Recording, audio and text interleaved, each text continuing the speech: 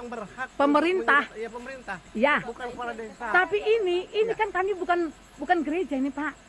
Ini tanggal 25. Yang namanya orang Nasrani itu ibadah di gereja. Bukan di tempat lain. Terus? Ini kalau ibu bilang ini bukan gereja, berarti ibu nggak sah ibadah di sini. Nggak masalah. Bapak mau sah apa enggak? Tuhan kami yang tahu, Pak. Buat kami ini keberatan. Pak mau sah apa enggak? Tuhan kami yang tahu, Pak. Buat kami ini keberatan. Yang waras tidak boleh mengalah terhadap mereka para pencoleng-pencoleng agama yang menjadikan agama sebagai alat politik.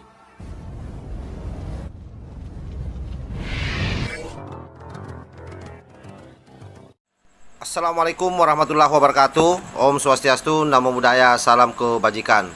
Sahabat-sahabat Tolang Sembilang yang saya hormati dimanapun juga berada, viral kembali video yang saya kira ini sesuatu yang terulang terus-menerus dan sampai hari ini tidak berkesudahan.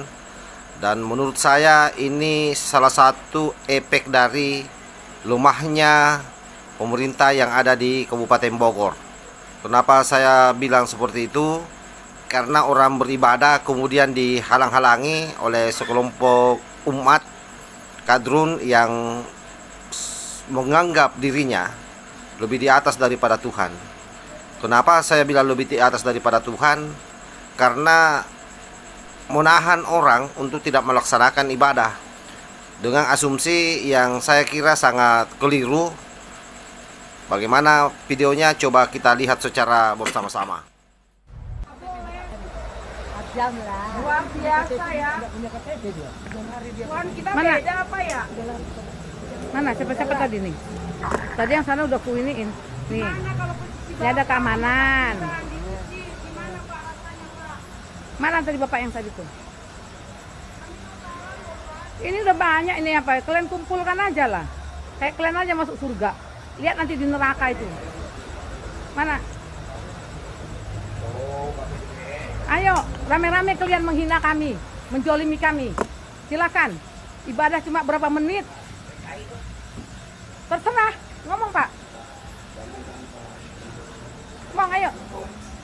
Silakan. Ayo. Ini saya viralkan ke seluruh teman saya. Teman saya juga bukan orang-orang kecil ya. Ayo, kumpul semua. Angkat semua barang ini. Mohon. Kerugian kalian apa melarang kami beribadah? Apa kerugian kalian? Apa kerugian kalian, Pak? Tanggal 26, tanggal 25 kebetulan Natal hari Minggu aja, Pak. Apa kerugian Dan kami kalian? minta cuma 4 jam, Pak. Apa kerugian kalian, Pak? Saya Tolong lahir bilang. juga Pak di Aceh, Pak. Bapak apa kerugiannya Saya di Aceh, kalau saya beribadah di sini? Tenggara, Pak. Hah? Ya, Apa kerugian Bapak? Serambi Mekah. Kami minta Saya duit bisa kalian. ibadah di sana, Pak. Di Aceh. Kami minta tanah kalian. Di sana. Saya kemarin minta sama desa. Kasih kami tempat. Mana tempatnya? Tempat nggak bisa kalian kasih, melarang doang.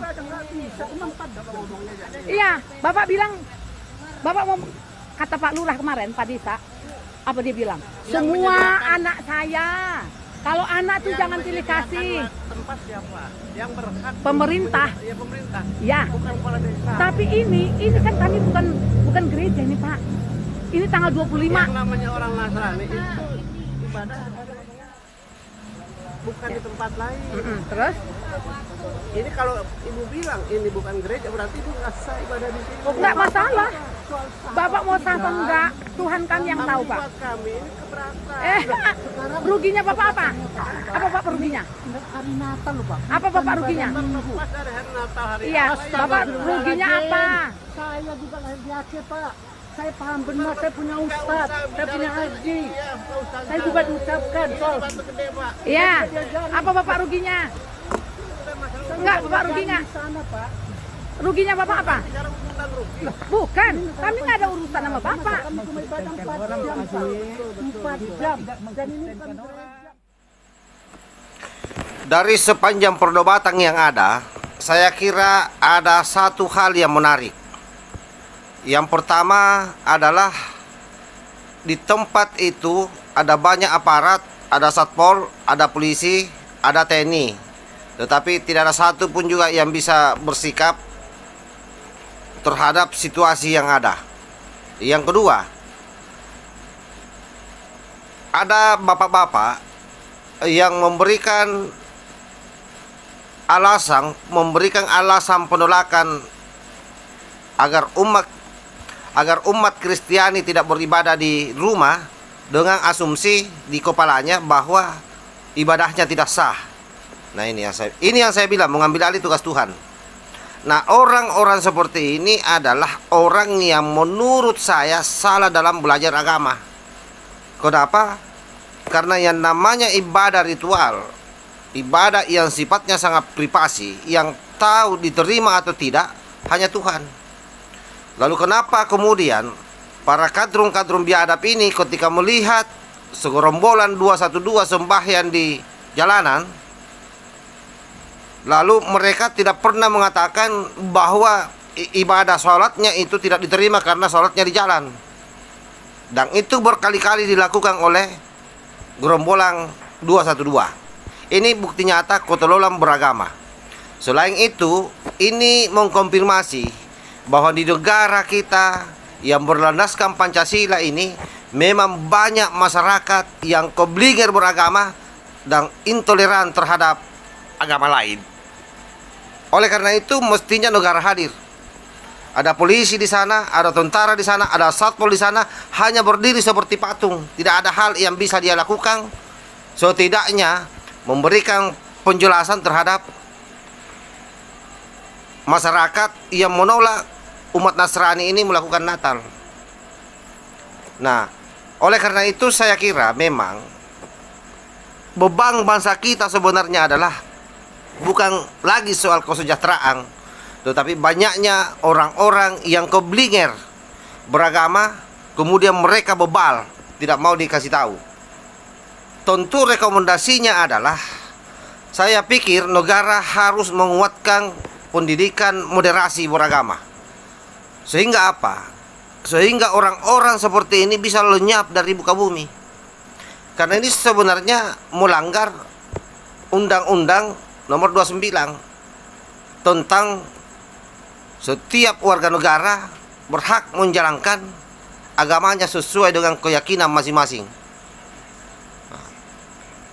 Dan anehnya lagi, dan itu yang paling memalukan saya kira, sebagai umat Islam saya sendiri merasa malu ketika dia mengatakan bahwa kenapa saya larang, karena tidak sah ibadahmu kalau kau tidak laksanakan di gereja, karena rumah itu bukan tempat ibadah. Nah, inilah ketololan para kadrun-kadrun ini. Inilah yang saya maksud, berbahayanya kalau mengikuti pengajian-pengajian yang tidak jelas atau pengajian-pengajian yang dilakukan oleh poros ex-HTI atau ex-212. Nah, ini. Saya punya keyakinan orang ini pasti berpaham Wahabi, Salafi. Kenapa? Karena itu tadi. Karena hanya orang yang berpaham Salafi Wahabi yang selalu mengambil alih tugas Tuhan, mengkafir-kafirkan orang, menganggap orang tidak sah ibadahnya. Nah. Jadi memang sebaiknya yang namanya Wahabi, Salafi ini harus menjadi musuh bersama dan ditutupkan ruang untuk membawakan dakwah-dakwahnya di Indonesia ini.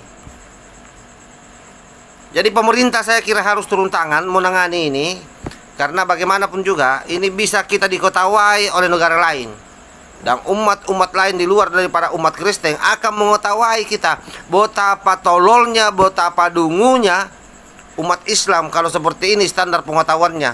Nah, orang-orang seperti ini selalu mengklaim bahwa umat Islam ini nih, padahal kita tidak masuk di dalam golongannya, cara berpikirnya yang begitu picik, ekstrim, intoleran, dan saya kira bisa jadi sebentar ini naik satu tingkat radikal, setelah itu jadi telolit. Ini bahayanya orang-orang seperti ini kalau dibiarkan hidup di negeri ini. Jadi aparat juga harus tegas, mesti dipanggil ini orang. Jangan sampai memang ada orang yang sengaja membangun rekayasa di belakang layar, mengkompori orang ini supaya terjadi kekisruhan sosial, terjadi konflik antara pemeluk agama antara satu sama lain. Itu sangat membahayakan bangsa kita kalau sampai itu terjadi. Jadi jangan hanya dilihat-lihati seperti ini dan tidak ada penyelesaian.